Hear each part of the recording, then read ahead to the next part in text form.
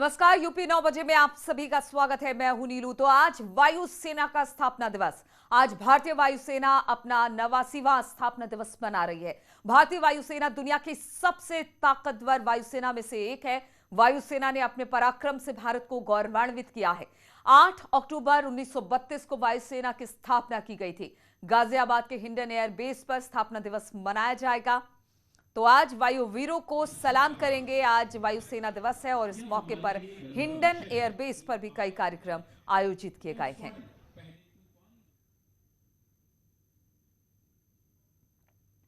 तो सीधी तस्वीरें हम आपको दिखा रहे हैं। आज वायुसेना दिवस है और वायुसेना की बात की जाए तो 89वां स्थापना दिवस आज भारतीय वायुसेना मना रही है। भारतीय वायुसेना दुनिया की सबसे ताकतवर वायुसेनाओं में से एक है।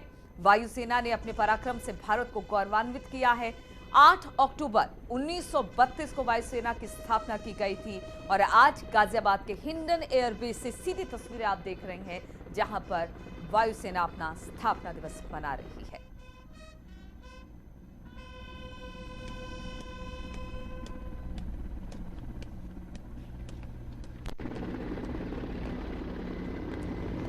वायुसेना का स्थापना दिवस करतब दिखा रही है। वायुसेना इस वक्त कार्यक्रम आयोजित हिंडन एयर बेस पर किया गया है, जिसकी सीधी तस्वीरें हम आपको दिखा रहे हैं।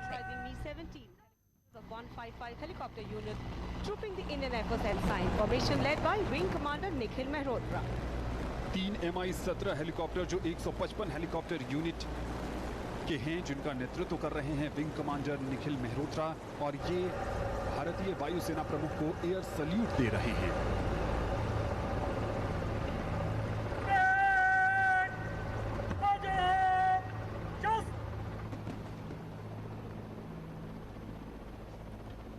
तो ये तस्वीरें आप देख रहे हैं हिंडन एयरबेस गाजियाबाद से सीधी तस्वीरें आप तक हम पहुंचा रहे हैं।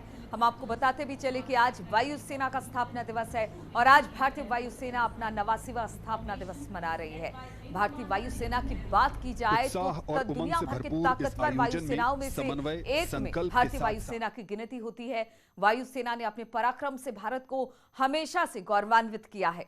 हम आपको बताएं कि 8 अक्टूबर 1932 को वायुसेना की स्थापना की गई थी और उसी स्थापना दिवस को आज हिंडन एयरबेस पर मनाया जा रहा है।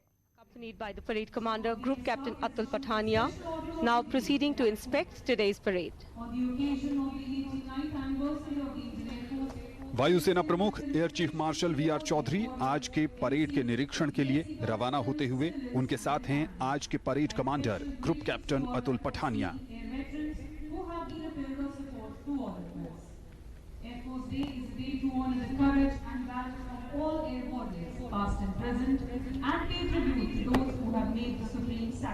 कुल मिलाकर 233 वायु योद्धा आज के इस परेड में हिस्सा ले रहे हैं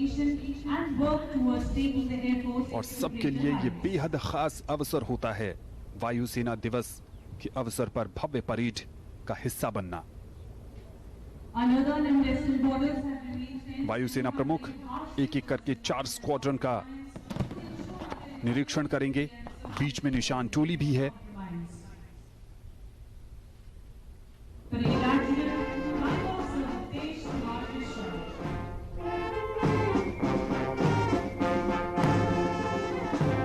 नंबर 1 स्क्वाड्रन का नेतृत्व कर रहे हैं स्क्वाड्रन लीडर ओंकार देसाई।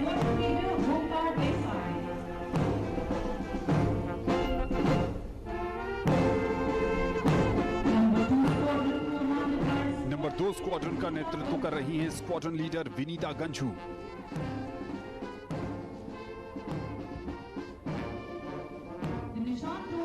बीच में निशान टोली है, जिसकी अगुवाई कर रहे हैं squadron leader Jitendra Kumar.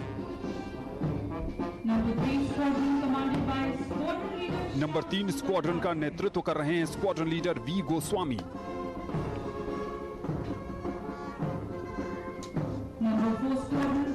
Number 4 squadron का नेतृत्व स्क्वाड्रन लीडर अंकित सैनी के हाथों में है।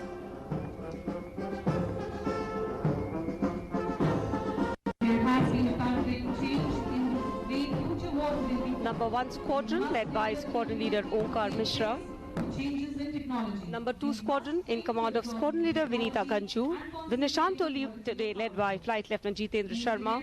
Number 3 commanded by Squadron Leader V. Goswami and Number 4 Squadron in command of Squadron Leader Ankit Saini. भारतीय वायुसेना के वीर योद्धा साहस का प्रतीक हैं, जो आसमां को भी झुकाने का दमखम रखते हैं। ये वायुसेना के आह्वान नभम स्पृशम दीप्तम को सही मायनों में चरितार्थ करते हैं और मानो ये।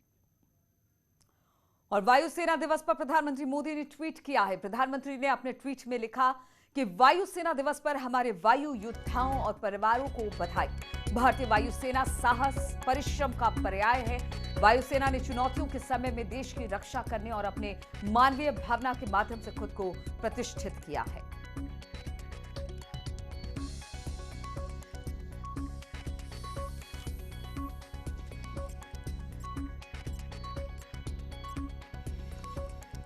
वायुसेना दिवस पर आज प्रधानमंत्री ने भी ट्वीट किया है। नभम स्पर्शम दीप्तम, इसी टैगलाइन के साथ भारतीय वायुसेना लगातार अपना नाम ऊंचा कर रही है। और इस वक्त एक और बड़ी खबर आ रही है। अरुणाचल चीनी सेना की घुसपैठ नाकाम हुई है। न्यूज 18 संवाददाता अमृता नाग दत्ता के हवाले से खबर है कि 200 चीनी सैनिकों को हिरासत में लिया गया है। अस्थायी रूप से हिरासत में लिया गया है। एलएसी क्रॉस कर रहे थे, भारत की सीमा में घुस गए थे चीनी सैनिक। बुमला और यांगत्से बॉर्डर दर्रे पर यह घुसपैठ हुई। पिछले हफ्ते हुई घुसपैठ की घटना को लेकर अभी कोई आधिकारिक पुष्टि नहीं की गई है, लेकिन खबर यही मिल रही है कि कुछ सैनिकों को, जो चीनी सैनिक हैं, उनको हिरासत में लिया गया है। हमारी संवाददाता ने इस बात की पुष्टि की है।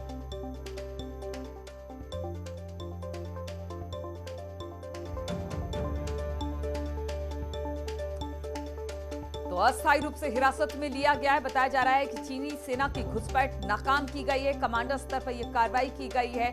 न्यूज 18 रिपोर्टर अमृता नायक की खबर है, जिसके बाद ये खबर मिल रही है कि पिछले हफ्ते कुछ घुसपैठ की घटना हुई थी और 200 चीनी सैनिकों को अब इसमें हिरासत में लिया गया है। और बीजेपी से जुड़ी हुई बड़ी खबर आ रही है। सांसदों विधायकों से फीडबैक लिया जाएगा। बता दें, सीएम संगठन पदाधिकारियों से लेंगे फीडबैक। आज से शुरू होगा बैठकों का सिलसिला। आज शाम 4 बजे सीएम आवास पर बैठक होने वाली है। आज सीएम आवास पर अवध क्षेत्र की बैठक, अवध क्षेत्र के सांसद विधायक पदाधिकारी के साथ ये बैठक होगी, जिसमें सीएम फीडबैक लेंगे अपने अपने क्षेत्रों का। तो बड़ी खबर इस वक्त हम आपको बता दें कि अब जैसे जैसे चुनाव नजदीक आ रहे हैं, बीजेपी ने अपनी तैयारी तेज कर दी है और इसी कड़ी में अब सांसदों विधायकों से फीडबैक लेंगे सीएम। बताया जा रहा है संगठन पदाधिकारियों से ये फीडबैक लिया जाएगा, जिसकी शुरुआत आज से हो रही है।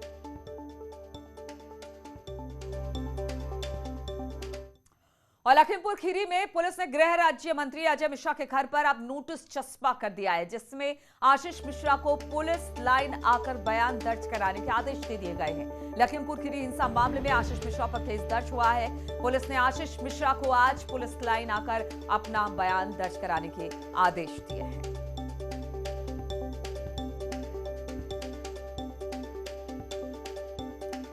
और इसी पर बातचीत करने के लिए लखीमपुर खीरी से राजीव सिंह इस वक्त हमारे साथ जुड़ गए हैं। राजीव, अब अजय मिश्रा के घर पर एक नोटिस चस्पा कर दिया गया है, क्योंकि कल तक ये खबर मिल रही थी और कहा यह जा रहा था कि आशीष का कुछ पता नहीं चल पा रहा है, कहां है। अब इस नोटिस के बाद एक तरह का दबाव है। अब आशीष मिश्रा को पुलिस लाइन जाकर अपनी जो रिपोर्ट है वो लिखवानी पड़ेगी, अपने बयान को दर्ज करवाना पड़ेगा।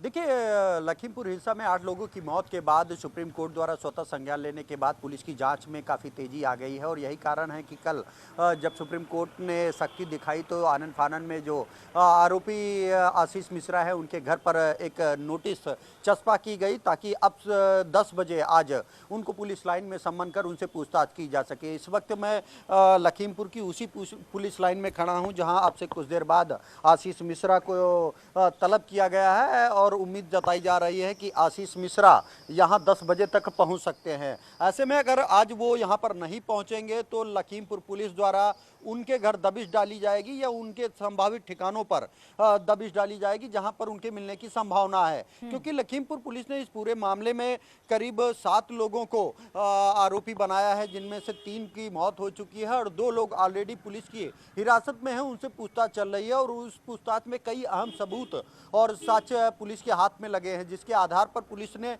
अब आशीष मिश्रा को तलब किया है ताकि ये पता लगाया जा सके कि आखिर इस घटना का जिम्मेदार मुख्य रूप से कौन था।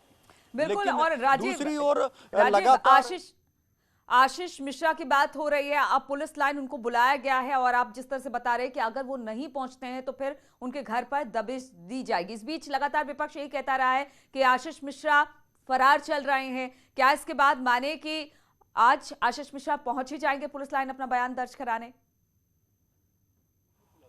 देखिए, जो लीगल प्रक्रिया है उसके तहत आशीष मिश्रा को सम्मन किया गया है। पुलिस पहले सम्मन करती है और अगर आरोपी नहीं आता है तो उसके बाद दबिश देती है। ऐसे में उम्मीद ये जताई जा रही है कि अगर वो जो दावा कर रहे थे कि वो घटनास्थल पर मौजूद नहीं थे और उनका कोई इन्वॉल्वमेंट नहीं है, और अगर ऐसा होता है तो वो आज 10 बजे अब से कुछ देर बाद वो वहाँ पुलिस लाइन पर आकर अपना पक्ष रखेंगे। और अगर वो नहीं आते हैं तो कहीं ना कहीं वो संदेह के दायरे में आएंगे। कानूनी प्रक्रिया है, नोटिस चस्पा कर दिया गया है, आशीष मिश्रा को कहा गया है पुलिस लाइन पहुंचकर अपना बयान दर्ज कराना। अगर नहीं आते हैं तो फिर आगे की कार्रवाई पुलिस करेगी। बहुत बहुत शुक्रिया आपका हमारे साथ जुड़ने के लिए। रुकेंगे छोटे से ब्रेक के लिए।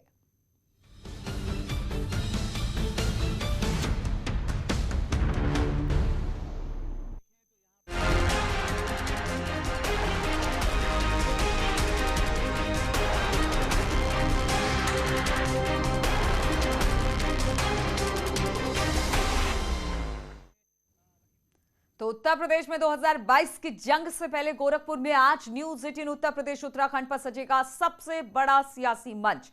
एजेंडा पूर्वांचल में सत्ता पक्ष के साथ साथ विपक्षी दल के दिग्गज भी शामिल होंगे। आज सुबह 11:30 से न्यूज 18 उत्तर प्रदेश उत्तराखंड पर देखिए एजेंडा पूर्वांचल।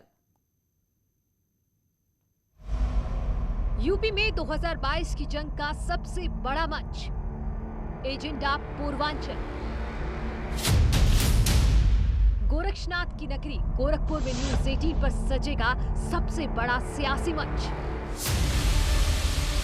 एजेंडा पूर्वांचल में देखिए सीएम योगी आदित्यनाथ का सबसे बड़ा इंटरव्यू। सबसे पहले प्रदेश सरकार के मुखिया योगी आदित्यनाथ 24 करोड़ जनता के सामने 4.5 साल का रिपोर्ट कार्ड पेश करेंगे और जनता के सामने भविष्य का रोड मैप बताएंगे।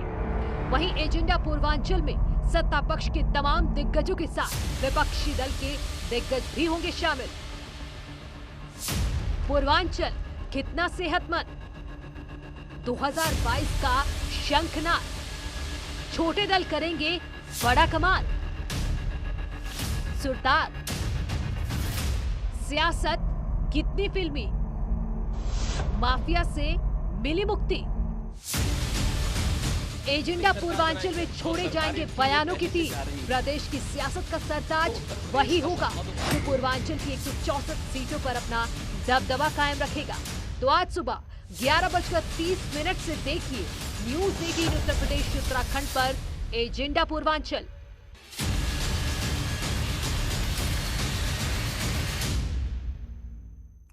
और यहां पर रुकेंगे छोटे से ब्रेक के लिए, लेकिन ब्रेक के बाद भी लगातार खबरों का सिलसिला यहां जारी है।